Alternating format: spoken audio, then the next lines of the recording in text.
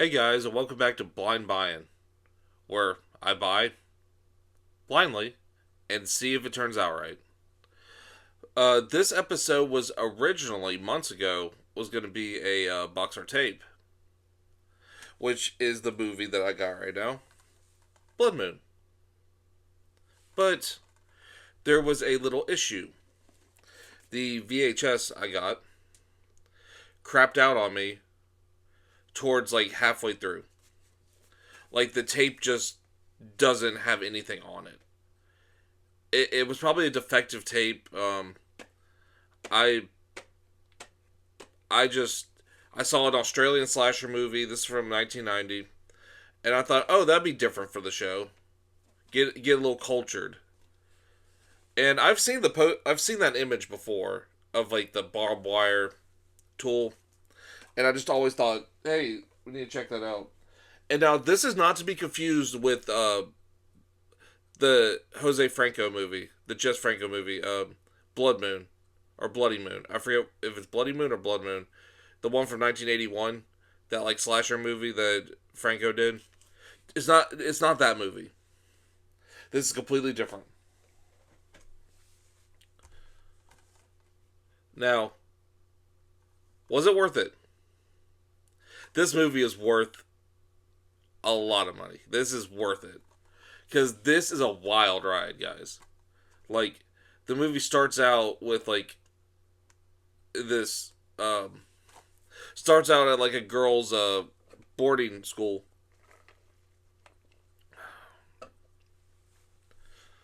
And then, next thing you know, it goes to a murder in the woods. They all take place in the woods, basically. And like you see like people's eyes gouged out and like their throats like messed up from the barbed wire, and well, you see the aftermath of it, and then it goes into the movie, and then it turns into like these frat dudes picking on like the nerds, and then a brawl happens, and then the handsome lead guy comes in, and they get their revenge on the frat dudes at the dance, and then that plot ends, and then there's a love story, and then there's a side plot where the biology teacher's wife is cheating on him with one of the male students, and then a plot line that um, these two girls are trying to pass their finals, so they're breaking into the school and looking for the answers to the paper, and then it turns into like this mystery on who's killing who, and like this who done it, and there's always like these subtext of like Catholic morals in it because they keep going back to the church, and like the nun that won't retire is damn sure gonna make her presence in the movie, and it's just this is a weird movie. Like it sounds like I'm rambling about it, but it's just so disjointed. I don't like the word you. I don't like using schizophrenic, not because I think it's offensive. It's just like people really say that about a lot of movies, but it's really not. This one is so disjointed, has so many plot lines, and they seem to go nowhere. The identity of the killer was very easy to spot. It wasn't that hard. Um, I will say this though, the acting is very good for this caliber of film. Very good. The cinematography is crazy good too. Like the shots that were set up, and like the atmosphere, and they have like this pouring down rain scene, and like the mood that it sets. It's so good, and since it is so disjointed, there's so many different tones in this movie. Like it really is. It's great. It kind of reminds me of The Majorettes, if you've seen that movie. Like where that turns into like a slasher film, and then halfway through it turns into a revenge film, and then there's that random shootout at like the with like the bikers at the trailer park, and then the cop just goes vigilante, and yeah, that one's a crazy one too. But um, it was fun. This movie is it's a must watch. Um, Now, I do have a couple complaints about it. There's 10 kills in the movie, right? But the gore was not there. Over about half of them are off-screen deaths. And the off-screen deaths are so forgotten even in the movie. They don't even know how many people are gone. They keep saying 3, but like by that point there's like at least 4. The other ones come up later, but like they keep saying 3 and I'm like, "No, there's 4. There's 4 of them." Because if there was a survivor, they would have said who the killer was. And it would have led to it sooner. So they don't even know how many people have disappeared. And there is a great line in this movie where I'm trying to think how to say this. It's like when it was at the beginning when like the frat dudes, like the jockey bros, go over to like the nerds, and one of them's like this little bitty dude, and he's like the only sport that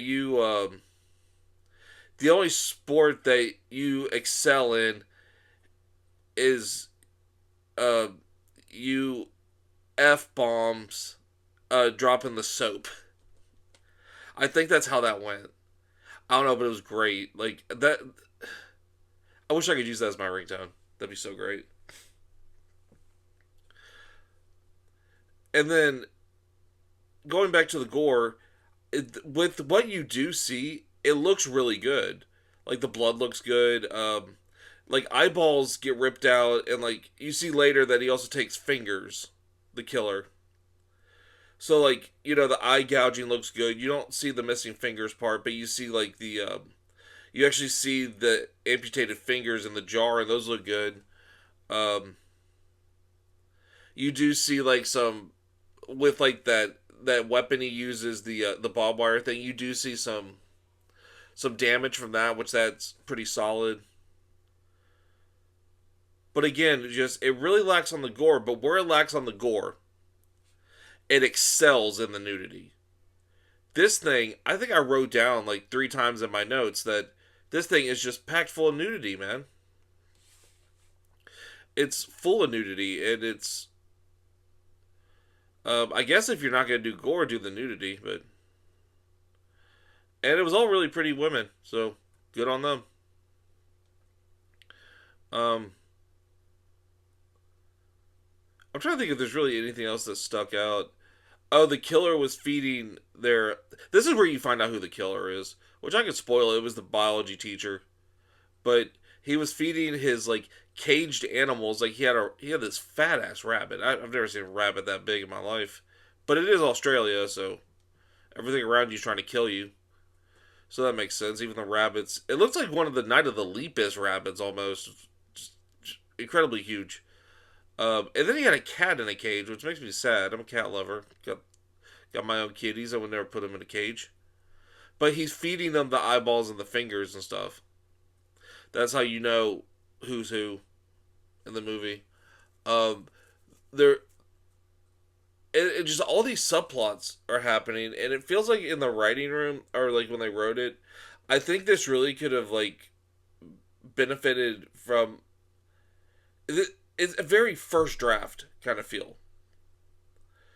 Like they had the ideas, they could have edited some of these out, and like and all the stuff gets resolved, but it kind of feels like it's not in the. It feels very disconnected when it does get resolved because it gets resolved very quickly. Some things do. Um. So, but to me, that doesn't bother me so much. It's just something I wanted to point out.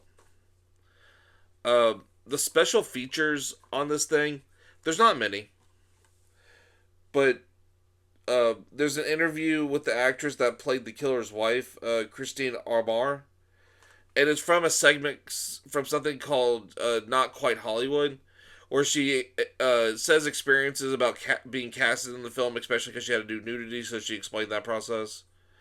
Um, and just some other little stuff. Nothing really. Honestly, some of that could have almost been for any movie, not necessarily this one. Well, the nudity thing was specifically for this movie, but the other things that she mentioned, I don't think they were very broad. So I don't know if they were even about this movie, but could have been uh like a filler for this movie. Kind of like you could insert it in there and it would work. Um, so that's kind of a shame, but um, they did have this cool thing though. I thought this was cool. When I started the movie, it gave me two options: play the movie regularly or play it with something called Fright Break.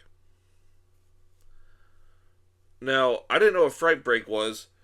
It it did not it did not really explain what this was. It just said now with Fright Break. And so I just watched it and I forgot that I played it with it until it popped up. It's right when the reveal of the killer comes in.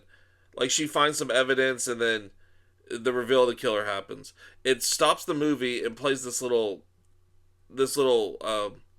like like teaser thing for like if you get too scared you can leave the coward's corner. It's kind of like Herschel, not Herschel Gordon Lewis, um kind of like William Castle when he did his stuff.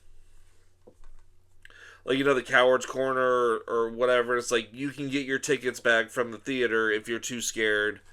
I'm a big fan of those. I think that's really fun, and especially with a movie like this, I think it fits it so perfectly that like I'm glad I watched it with it. It was like a 30-second thing. It wasn't like anything impactful, but like I genuinely enjoyed that extra level of just putting that in there. I don't know if that was when it originally got released that was in there, but if it was, that's great. It was talking about walking the yellow line and all that stuff. It was fun. It was cute. I liked it.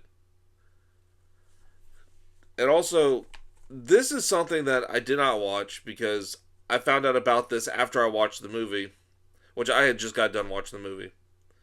Um, it's called Film Buff's Forecast.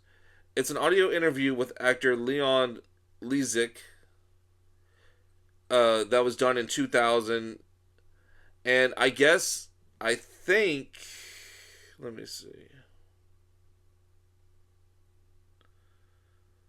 I think Leon is the lead in it. I think he's the lead character. Um, I guess he talks during the movie or they answer questions while the movie's going on. And I wish that I knew that going in because I would have just watched both of that. You know. But I didn't, so maybe it would answer some of my questions about this movie I have, like, because again, the gore, what you see is good. It is good, but it makes me wonder if they did have effects that maybe didn't work, so they had to cut it, or that was their intent all along. Um, I don't know. Maybe that Q&A kind of thing would have answered some of those questions that I had, but it did not ruin the enjoyment of the movie for me. I just think it would have benefited a little bit more. But overall, like I said, it's this movie is so crazy. Like it's hard to explain because it makes it sound like I'm randomly like this happened and this happened and this happened. That's the structure of the movie.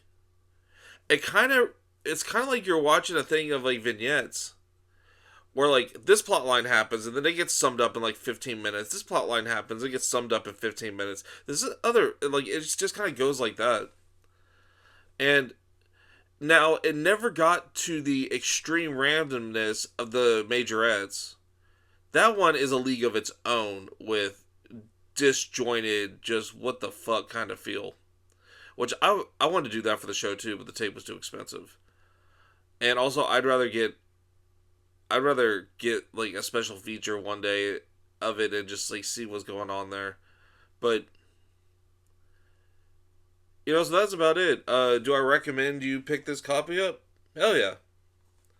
Um, I was very I was very happy with this because I just, like I said, I wanted to do it for boxer tape, and it pisses me off that I couldn't fucking do it because this would have been a very fun boxer tape just because of the randomness of it.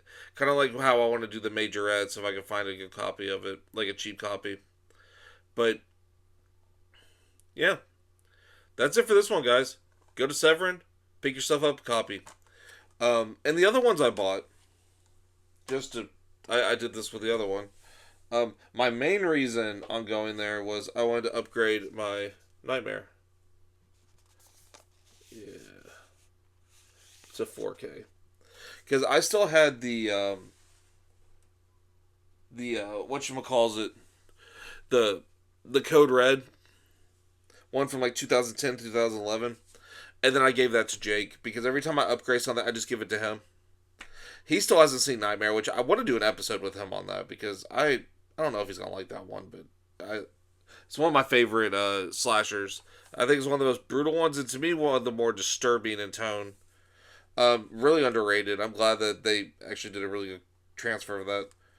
And then I also got Hell of the Living Dead. Had to get me some more Bruno Mattei because I loves him. I loves Bruno Mattei. Rats is one of the greatest movies ever made. All right, guys, that's it for this one.